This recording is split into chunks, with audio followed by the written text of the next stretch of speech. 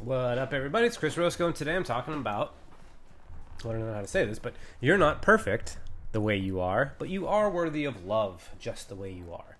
And depending on which narrative you run in your head will have a very, very, very different impact on your mental health, the way that you view yourself, the way that you interact with your environment, and a whole lot of other shit. So I'm going to be talking about the distinction between thinking that you're perfect the way that you are and knowing that you're imperfect the way you are, but still worthy of love.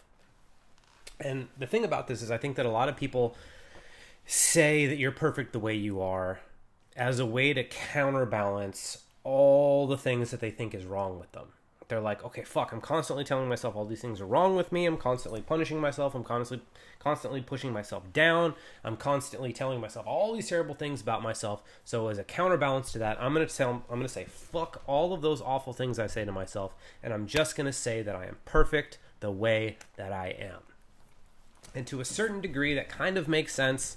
I'm sure it can help some people, but it's going to have a lot of really negative impacts. Because if you're perfect the way you are, well then, what about all the parts of you that you don't like?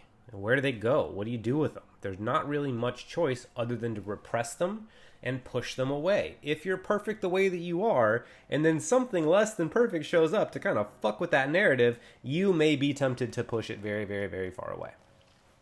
And I think that's what ends up happening to a lot of people. And so this whole perfect the way that you are thing can actually lead to some like narcissistic tendencies. It can lead to an inflated ego, but it can also lead to all of your negative qualities gathering up in your shadow and giving you anxiety, potentially making you depressed, making you a lot heavier, and just doing a whole lot of other things that aren't really going to be all that helpful. When I think what we're really after when saying you're perfect the way that you are, I think what we're really after when saying that is I'm worthy of love just the way that I am. That all of these horrible things that I'm telling myself about myself are at least not the entire truth of who I am. I think we're looking for just a little bit of a reprieve and a little bit of a break from the really horrible things that we say to ourselves. And so I think we overcorrect because that's kind of how it goes in an unintegrated mind. Like you'll be all the way over here saying really terrible things to yourself, and then in an unintegrated mind you'll be tempted to go from one extreme to the other and be like, okay, if I'm either the worst, terrible, most horrible piece of shit on the planet, or I'm perfect.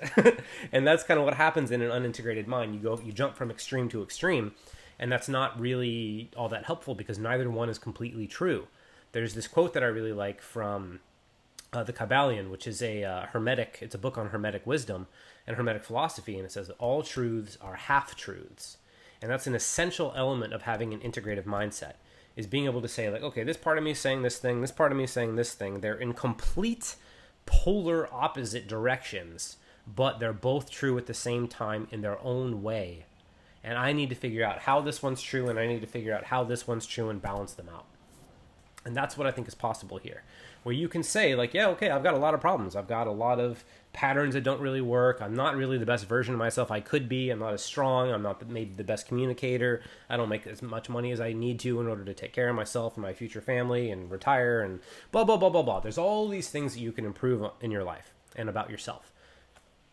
And all those voices that are really hard to listen to, there are a few things happening there.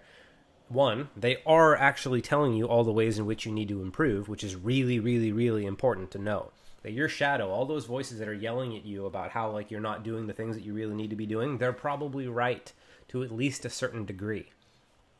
But the thing to counterbalance that with is that you are still worthy of love, even though you have a lot of work to do. And this is the trap that a lot of us fall into because of this all or nothing, either or mentality. It's like I'm either perfect the way that I am, or I'm terrible because I have all these things to do, or fuck all of that and I'm perfect. When the reality of the situation is that you're fucked in a lot of ways. You know, like I still have a lot of negative patterns that really get in the way of my life and make things harder than they need to be. And I could tell myself that I'm terrible for that. I could put all kinds of judgments. I could have a negative identity because of it. But the reality is that that's always going to be the case. I will always have more things to improve.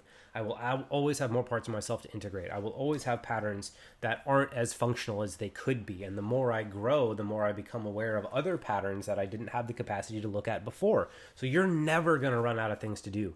You're never going to run out of work to do on yourself, and you're never going to run out of things to improve. The thing to know is that you will always be worthy and deserving of love, regardless of where you're at in the process. And knowing that will actually make the process a lot easier. Because if it's a matter of like either all terrible or all perfect, you can't maintain the all perfect, because all the parts of you that know that you can improve and that know that you're not living up to your own standards will eventually eat you alive if you repress them. That's what happened to me, and it's an awful experience that I don't wish on anybody. But instead, if you can listen to all the more awful, uncomfortable things that you might have to say to yourself while viewing yourself somebody as worthy and deserving of love inherently, then you can start listening to those things with a little bit of a different perspective. You can hear the insight, you can hear the wisdom, you can hear the value, but then you can also take in all the judgments while knowing that you're worthy of love. And then the judgments really kind of stop having all that much weight, because it's like, oh, you're not doing everything you could be, therefore you're terrible. And a lot of times we use that as motivation to get ourselves to do the thing, or motivation to not do the thing.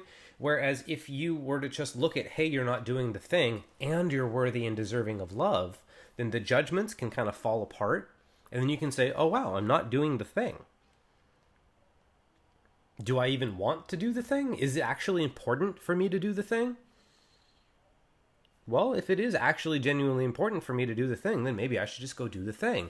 Or if you love yourself and the judgment falls apart, and you can actually ask yourself, do I even want to do this thing? And sometimes you'll get a no. And then you're just like, oh, this never even mattered to me in the first place. I don't actually have to do this. And it allows you to give a really well-rounded look of what actually matters to you, what's worth doing, what isn't, and then allows you to do the things that are worth doing from a place of desire. And there's a world of difference between doing things because you think you have to in order to make yourself worthy of love, and doing things when you already inherently know you're worthy of love and you just want to do them because they would be fun, or they would make your life better, or they would give you meaning, or all these sorts of things. It's a completely different paradigm. And as long as you're stuck in either I'm got all these problems and that means something about me, or I'm perfect the way that I am, it's going to keep you stuck going back and forth between that, constantly proving something to yourself, and then constantly proving to yourself that you don't need to prove something to yourself, when actually you could just take all that in a perspective of being worthy of love, and then the whole idea that you need to prove yourself falls apart entirely, and then you get to decide what you want to do based on your own ideas, your own values, or your morals, your ethics, like all the things that are really genuinely, truly important to you to make your decisions based on that. So my intention today was to outline the distinction between thinking that you're perfect the way that you are, and knowing that you're pretty goddamn imperfect and you got a lot of work to do, but still being worthy of love, and how big of a difference those two worldviews are, both in relationship to what you actually need to do, your own view of yourself, and your mental health.